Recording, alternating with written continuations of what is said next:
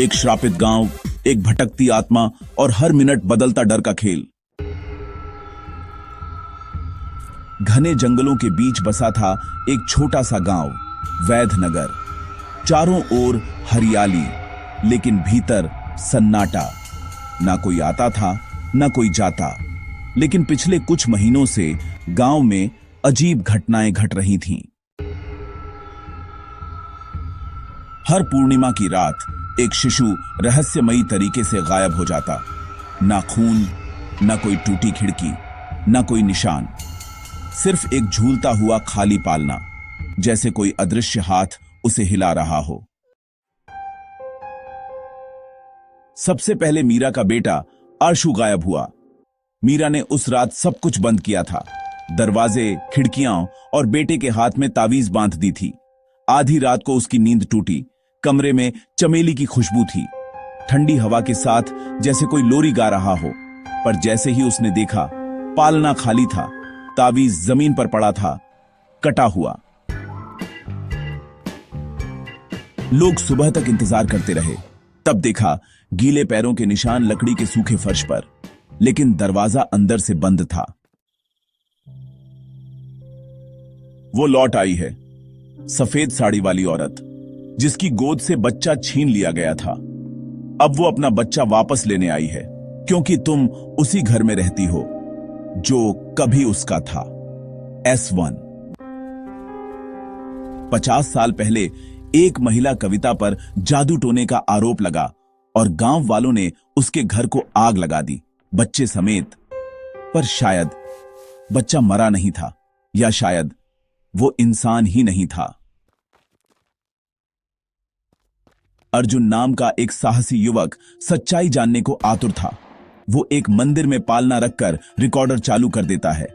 सुबह उन्होंने जब रिकॉर्डिंग चलाई तो उसमें एक ममतामयी आवाज थी, चुप हो जा, मां आ गई है, उन्होंने तुमसे छीन लिया था मुझे, अब मैं बस वापस ले रही हूं जो मेरा है।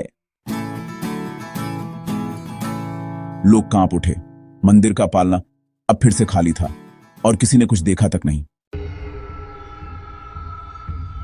अगर उसे देखना है तो तालाब जाओ, वो वहां नहाती है अपने बच्चे के साथ। रात में अर्जुन वहां पहुंचा। सब कुछ शांत था। उसने तालाब में झांका तो पीछे एक औरत का प्रतिबिंब दिखाई दिया। गीली साड़ी, बाल चेहरों पर और लाल आंखें। अर्जुन ने पीछे मुड़कर देखा, कोई नहीं था। फिर जब दोबारा पानी में देखा, प्रतिबिंब मुस्कुरा रहा था और अगले ही पल वो पानी से बाहर कूद पड़ा। अर्जुन को बेहोश पाया गया। होश में आते ही उसने कहा, वो मां नहीं है, वो इंसान नहीं है। गांव के बुजुर्ग राजन ठाकुर बोले, कविता ने बच्चा जन्मा नहीं था, वो बच्चा कहीं से लाया गया था। जन्म के समय ही उसके दांत थे और पीठ पर सांप जैसा निशान। लोग डर गए थे और उसे मारने की कोशिश की। शायद वे गलत थे या शायद सही थे। एक लड़का, केतन, बुरी तरह बीमार हुआ। मां ने जब उसकी पीठ देखी, सांप जैसा निशान उभर आया था। वापसी शुरू हो चुकी है। वो आत्मा बच्चों को चुरा नहीं रही, उन्हें बदल रही है। पुजारी ने गांव वालों से कहा कि पुराना वटवृक्ष काट दिया जाए, लेकिन जैसे ही कुल्हाड़ी मारी गई, पेड़ से खून टपकने लगा। पेड़ के बीच से निकला एक पुराना पालना, काला पड़ा हुआ, जिसमें एक कंकाल था, और वो भी मानव नहीं। लंबे नाखून, 4 हाथ। वो बच्चा मानव नहीं था और कविता उसे मां की तरह पाल रही थी। अब वो वापस आ रहा है। हर घर में अब रात 12 बजे वही लोरी गूंजती थी, निंदिया आई रे मेरी जान। कोई भजन, कोई मंत्र, कुछ काम नहीं आया। हर गायब हुए बच्चे की पीठ पर अब एक चांद जैसा निशान था, और गांव में ऐसा निशान सिर्फ एक और के पास था, पंडित सत्यवान। तुमने कहा तुमने कविता को बचाने की कोशिश की, पर तुमने ही आग लगाई थी। पंडित चुप रहा, फिर बोला, हां, मैंने जलाया, क्योंकि उसने कहा था वो चिन्हित बच्चों को लेने आई है। मैं नहीं चाहता था वो फिर जन्म ले।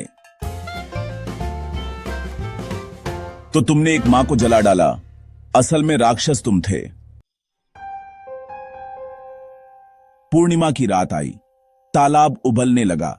वटवृक्ष फिर से उग आया और उसकी शाखाओं पर झूलते थे काले पालने। सफेद साड़ी में औरतों का जुलूस निकला। हर एक की गोद में छाया जैसा बच्चा। कविता आगे चल रही थी। वो सीधे पंडित के पास पहुंची। तूने मेरा बच्चा छीना, अब मैं तुझे लूंगी। पंडित चिल्लाया, रुको, मैं उसे अब भी रखे हूं। वो एक बक्सा खोलता है जिसमें एक सूखा हुआ बच्चा था, पर दांतों वाले। कविता के आंसू बहने लगे। उसने बच्चे को छुआ, पर बच्चे की आंखें खुल गईं। वो अब भी जीवित था, पर जैसे ही उसने कविता को देखा, वो मुस्कुराया नहीं। वो बच्चा उठ गया। उसके हाथ उल्टी दिशा में मुड़े हुए, आंखें चमक रही हैं। मां, मैंने इंतजार किया, अब मैं बड़ा होऊंगा। कविता चीखी। उसने एक राक्षस को जन्म नहीं दिया था, उसने उसे पाला था। अब राक्षस को मां की जरूरत नहीं थी। आसमान काला हो गया। घरों पर अंधकार की आग लग गई। बच्चों की चीखें गूंजने लगीं। फिर एकाएक शांत।